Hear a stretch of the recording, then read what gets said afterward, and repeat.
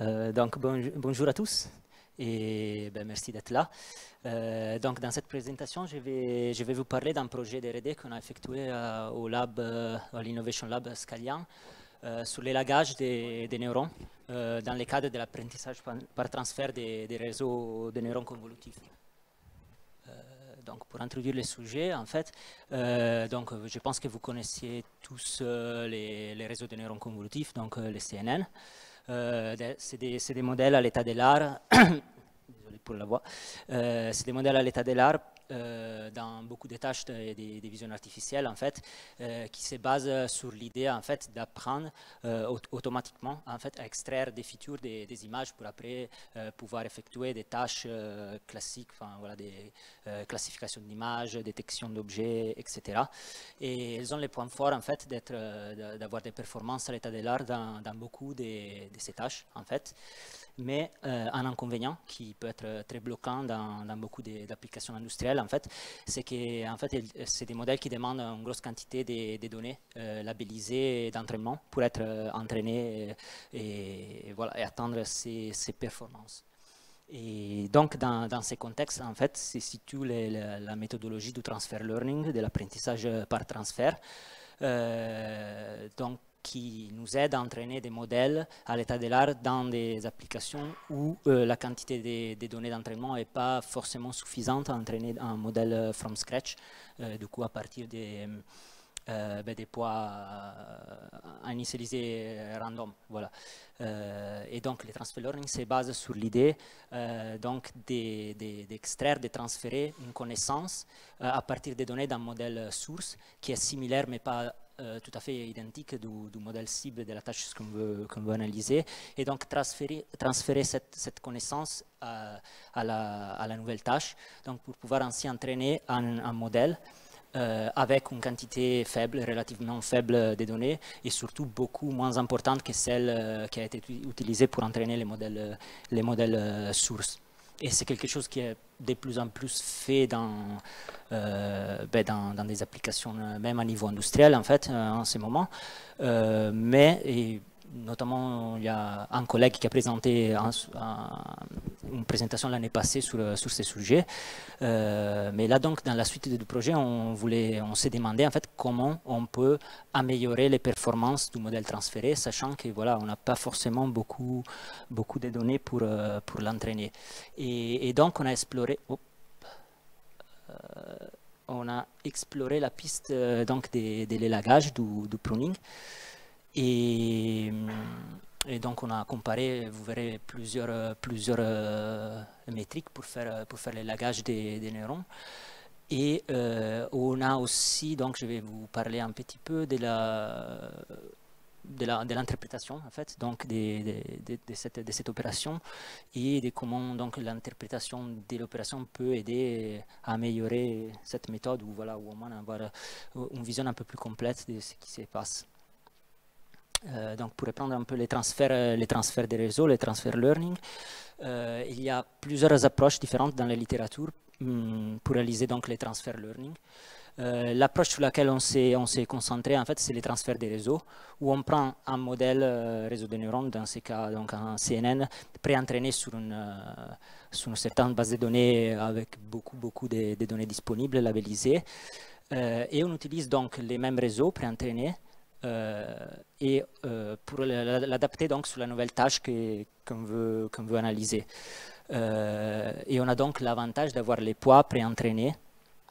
On a juste donc à couper les dernières couches qui sont adaptées à la tâche spécifique donc, de la tâche source, et réentraîner au moins juste des dernières couches compatibles avec la tâche cible qu'on veut mettre en place en fait. Donc il y a plusieurs approches pour réentraîner, pour entraîner donc les modèles finaux.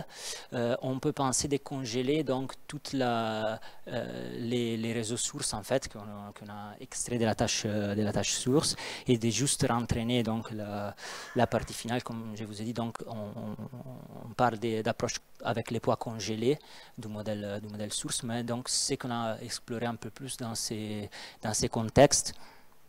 En fait, c'est l'approche décongelée, où on va aussi faire du fine-tuning, donc réentraîner les poids du modèle source pour l'entraîner, pour l'adapter encore plus à la tâche cible.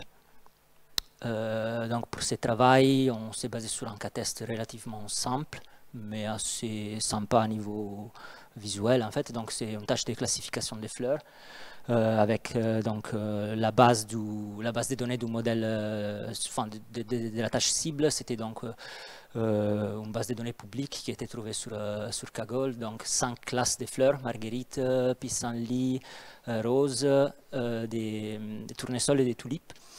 On avait environ 4000 images d'entraînement, dont 850 plus ou moins images par classe. Et on a coupé donc 70%, on utilisait les 70% des images pour l'entraînement et le reste pour la validation. Et comme modèle source, on a utilisé quelque chose d'assez classique, donc des modèles préentraînés sur la tâche ImageNet qui a beaucoup plus de classes et une quantité beaucoup plus élevée d'images d'entraînement. Donc pour montrer juste de manière assez concise les résultats du transfert, on a voulu comparer d'abord les résultats obtenus par une architecture CNN relativement simple et petite, qu'on pouvait donc entraîner sur la quantité relativement limitée des données disponibles sur la tâche cible. Et on voit qu'avec ces modèles relativement simples, on obtient une métrique d'accuracy autour du 80%. J'ai reporté juste l'accuracy, mais la récolte et la précision étaient plus ou moins les mêmes valeurs en fait.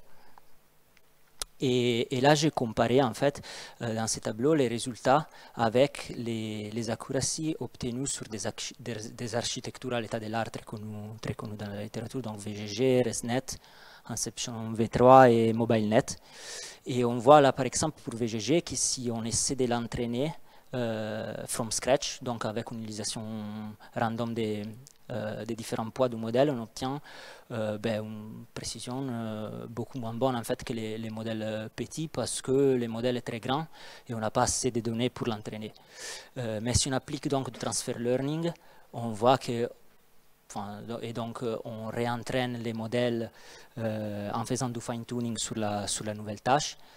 Les performances qu'on obtient sont beaucoup plus élevées, même si les modèles, ces architectures sont très grandes et on n'a pas beaucoup de données disponibles. Donc on arrive effectivement à exploiter la connaissance, donc les informations latentes sur les images du domaine source, et les appliquer au domaine cible pour améliorer donc la précision finale de la prédiction.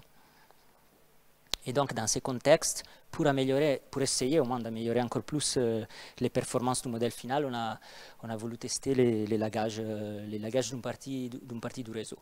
Donc en anglais ça s'appelle pruning.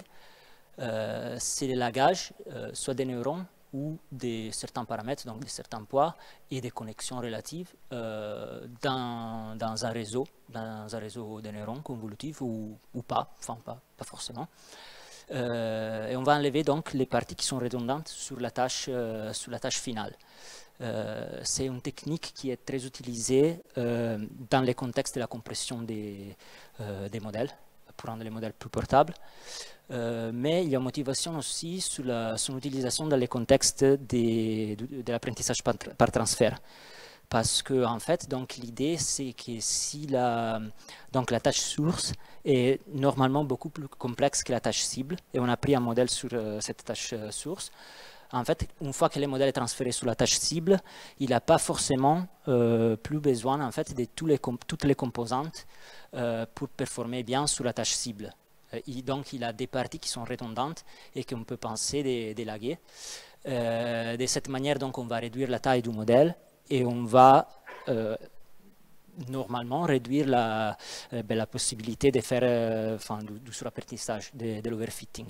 Et on espère d'augmenter donc les performances du modèle.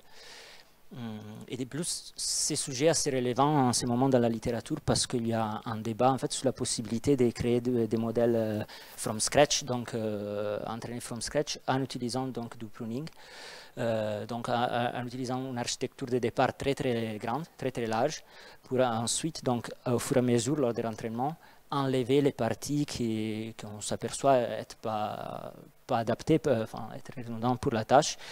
Et voilà, donc comme c'était un sujet assez, donc, dont il y avait un débat, on voulait se plonger un peu dessous et apprendre, voir un peu qu'est-ce qu'on pouvait en sortir.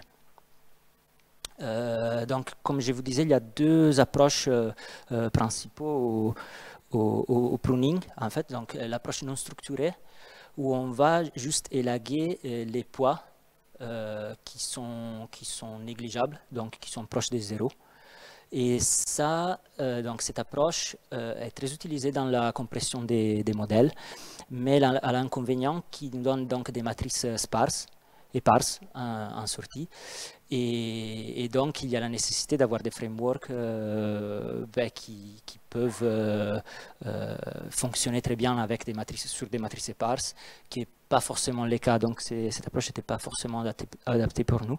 Et donc, on s'est concentré un peu plus sur l'approche d'élagage structuré, où au lieu d'élaguer juste des poids, on va élaguer des neurones entiers. Donc, on va réduire le nombre de canaux en sortie d'une couche convolutive du réseau. Et voilà, de cette manière, les réseaux résultants, à la fin, on peut l'utiliser sans problème dans un framework normal d'apprentissage profond. Et voilà. Et donc, là, à ce point, la question est comment choisir quels sont les filtres, les neurones qui n'ont pas d'importance et donc qu'on peut élaguer. Et si on va voir dans la littérature, il y a beaucoup de critères qui ont été proposés dans les dernières années, surtout dans les contextes de la compression des réseaux, donc pas forcément a priori adaptés à notre utilisation. Donc en tout cas, l'élagage est fait de manière itérative sur les différentes couches. Donc on commence par élaguer une couche, on peut faire du fine-tuning, quelques époques de fine-tuning si nécessaire, et continuer sur les couches convolutives suivantes au fur et à mesure jusqu'à quand on est content du résultat. Et pour choisir donc les couches, les neurones à élaguer, il y a par exemple des critères qui se basent sur des normes des poids du filtre convolutif, par exemple des normes L1 ou L2, d'autres critères qui se basent sur les statistiques des feature maps, donc des features en sortie ou en entrée du filtre convolutif. Il y a d'autres statistiques qui se basent un peu plus sur la variation des performances du modèle une fois l'élagage effectué, d'autres sur des expressions de Taylor de l'erreur de classification. Voilà. Nous avons aussi fait du travail de R&D d'adaptation d'autres critères basés par exemple sur l'information mutuelle ou l'entropie, donc des métriques issues de la théorie de l'information, ou comme vous verrez après, des choses un peu plus basées sur l'interprétabilité des fonctions de chaque filtre. Et voilà d'autres qu'on n'a pas trop testé. Je vais pas rentrer dans les détails mathématiques de ces méthodes. Mais je vais vous montrer donc la comparaison des performances, donc reprenant la tâche de classification des fleurs et les modèles VGG qu'on avait entraînés sur cette tâche. Ce que nous avons fait, c'était donc l'élagage du 10% et du 20% de tous les filtres, des filtres convolutifs de chaque couche convolutive du modèle, en faisant donc du fine-tuning à chaque fois qu'on va faire de l'élagage sur une couche. Et là, comme vous pouvez voir, donc en bleu, d'abord la ligne bleue, c'est les modèles transférés sur lesquels on a commencé à faire l'élagage. La ligne rouge est les modèles transférés après avoir fait des époques ultérieures de fine-tuning. Et en bleu et en orange, donc c'est les performances des modèles après donc, la phase d'élagage. Et comme vous voyez, en bleu, c'est plus ou moins constant sur toutes les méthodes, une amélioration des performances en accuracy du modèle. Donc c'est pas énorme, mais quand même, c'est possible de gagner plus ou moins là, avec la méthode la plus performante, au moins sur cette tâche, 2,5 plus ou moins des pourcentages d'accuracy ça peut être pas mal sur certaines tâches. Surtout que l'opération d'élagage, selon la métrique effectuée, est vraiment pas du tout chère à niveau computationnel. Et on voit par contre aussi de ces plots que si on augmente un peu trop la quantité d'élagage, on risque de perdre un peu en précision, en performance. Pas beaucoup. Ça peut être un gain à niveau des compressions du modèle, mais voilà, ça peut être une perte à niveau de la précision. Et là, par contre, pour vous montrer une autre chose, donc si on concentre l'élagage sur les couches les plus profondes du réseau, donc celles normalement qui sont plus spécialisées à une tâche, donc là, celle où on peut s'imaginer qu'il reste plus d'informations spécialisées à la tâche de départ, donc la tâche source sur laquelle voilà, on n'a plus vraiment d'intérêt. On voit que même donc, déjà les performances augmentent un petit peu, et même les 20% d'élagage, dans la plupart des cas, portent à l'amélioration de la performance. Et donc voilà, ça nous montre clairement que voilà, dans ces couches, il y a toujours de l'information qui est plus adaptée à la nouvelle tâche sur laquelle les réseaux doivent travailler. Donc jusqu'à là tout est beau, tout est bien, sauf que voilà, c'est pas forcément toujours évident de faire des élagages. Donc sur des architectures relativement simples comme VGG où il y a une seule branche, il n'y a pas de problème. Sur des architectures un peu plus complexes comme ResNet, ça peut être un peu plus compliqué parce qu'il faut tenir compte de la compatibilité avec la branche Skip. Voilà. Et sur des architectures encore plus compliquées comme Inception, où il y a beaucoup de branches, là on voit que les résultats ne sont pas forcément toujours optimaux. Si on fait des élagages un peu... voilà, sans pas trop faire de l'attention, donc de l'élagage au même niveau sur toutes les branches. Donc en développement peut-être futur, c'est d'aller voir un peu mieux dans les détails en fait comment choisir les branches du réseau sur lesquelles faire un peu plus d'élagage et enlever un peu plus des puissances, voilà, une partie du réseau. Là il y a un petit aperçu d'une application industrielle dont je ne peux pas trop donner des détails, mais en gros c'était donc de la détection des personnes et des cyclistes à partir d'images du nadir en fait, donc vues d'anneaux. Et donc pour ça on a utilisé un modèle YOLO V3. L'utilisation d'un modèle préentraîné complètement préentraîné sur ces cas tests ne fonctionnait pas parce que comme les personnes ne sont pas prises des visages comme d'habitude, en fait les modèles n'arrivaient pas à détecter les personnes, donc on a fait du transfer learning sur des bases de données publiques de ce type. Et juste pour tester, on a voulu appliquer l'élagage d'une partie du modèle YOLO. Et sur certaines vidéos des validations, en fait, on voit que l'élagage a apporté une petite amélioration, enfin même conséquente dans certains cas, amélioration des performances. On a une petite réduction de précision, mais à niveau accuracy recall, en fait, les performances ont augmenté. Par contre, je n'ai pas tout montré, il y a eu aussi des problèmes déjà dans l'implémentation sur des architectures un peu plus complexes comme YOLO. Et dans d'autres vidéos des validations, les performances étaient devenues pires. Donc voilà, ce n'était pas forcément consistant les résultats, mais il y a vraiment moyen de faire des choses intéressantes de ce type dans beaucoup d'applications industrielle.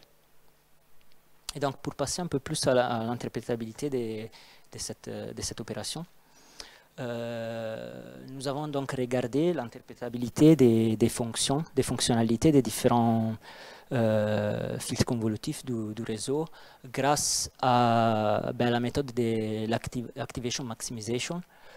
Et donc, l'activation maximization, c'est une image artificielle en entrée du réseau qu'on calcule pour maximiser l'activation d'un neuron spécifique, donc d'un filtre convolutif spécifique.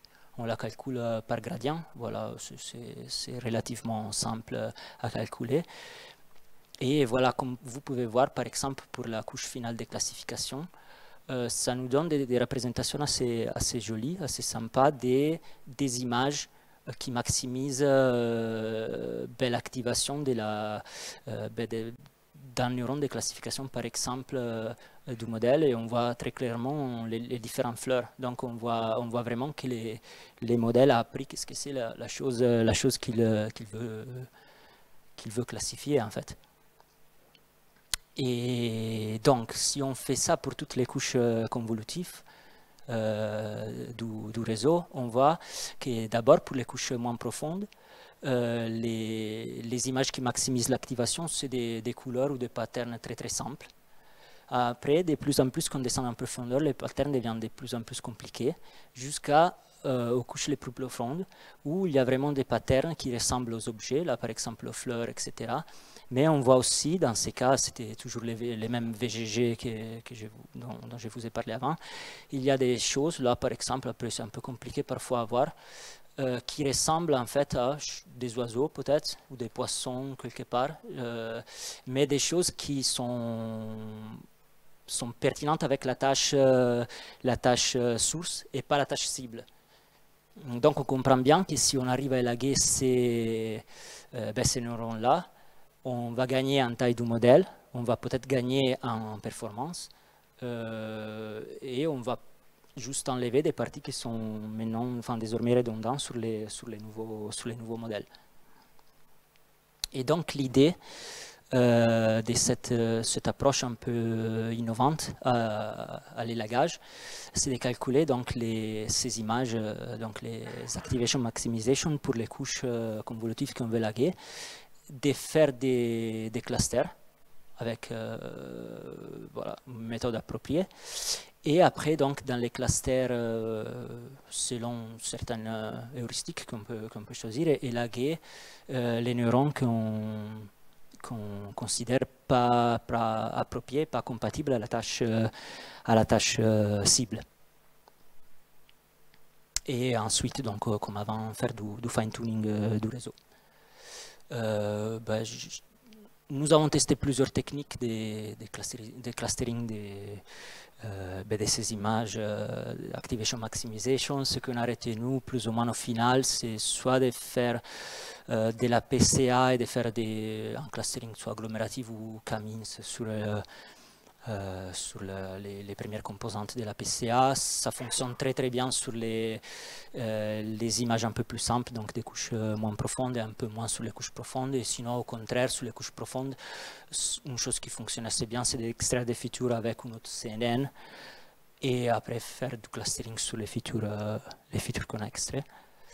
Et là, comme on peut voir, on obtient des clusters qui sont interprétables. Ça, c'est quelque chose d'assez bien, parce que voilà, on fait une méthode qui se base sur l'interprétabilité, donc c'est bien que aussi les clusters qu'on obtient soient interprétables. Voilà, c'est des couleurs différentes ou un cluster avec tous les patterns.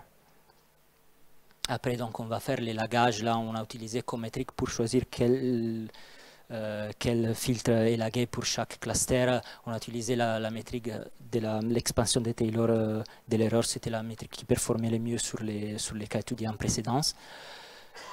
Et là, on voit, donc, si on compare sur les mêmes problèmes, donc VGG pour la classification des fleurs, en vert, en rouge et en orange, on voit que même grâce à cette méthode, on obtient des résultats en ligne avec les meilleures métriques qu'on avait trouvées dans la littérature et qu'on avait comparées en précédence.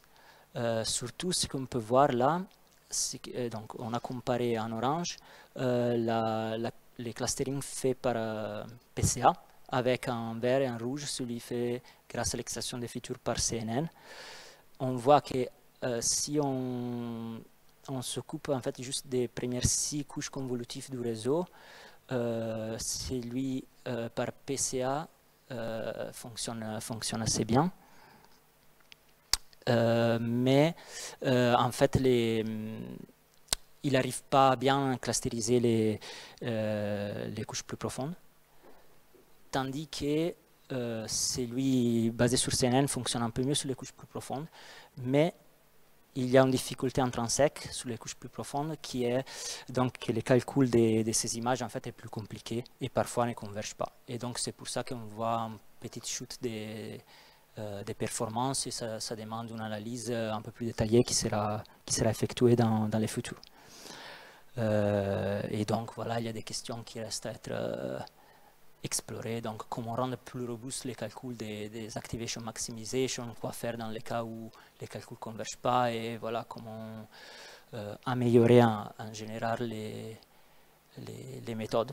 Et donc voilà, on peut dire que grâce à ces études, on a confirmé l'efficacité du transfer learning et on a vu que le pruning peut améliorer l'efficacité du modèle transféré sur la nouvelle tâche.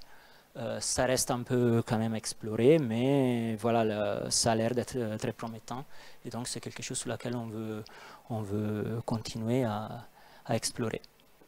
Et voilà, si je termine sur une petite présentation de la société Scalian où je travaille. Donc c'est un groupe de 30 ans en pleine croissance. Là on voit en 2019 2700 collaborateurs et un chiffre d'affaires d'environ 220 millions d'euros.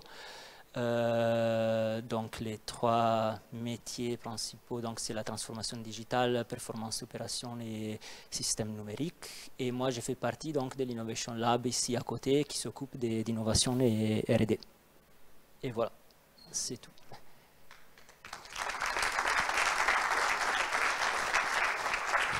Merci beaucoup pour cette présentation très claire. Est-ce qu'on a le temps pour une question? Est-ce qu'il y a une personne qui veut poser une question? Alors moi j'en ai une du coup, est-ce que vous publiez vos travaux? Est-ce que vous travaillez avec une université avec Non, c'était un travail de R&D interne, celui-là. Après, peut-être il sera publié, mais je ne sais pas. Pas pour l'instant, mais on ne sait pas. Il y a d'autres travaux qu'on a fait au lab qui ont été publiés, celui-là pas pour l'instant, mais... Okay. Et vous recrutez des stagiaires ou des... Oui, on a des stagiaires. Donc là, par exemple, sur le site de Scalian Lab. Moi, je suis au site Oyan. D'accord. En ce moment, par exemple, on recrute un stagiaire, mais plutôt à Toulouse. Mais on a toujours des stages niveau R&D, voilà, sur plusieurs thématiques. Ok, n'hésitez pas, les étudiants.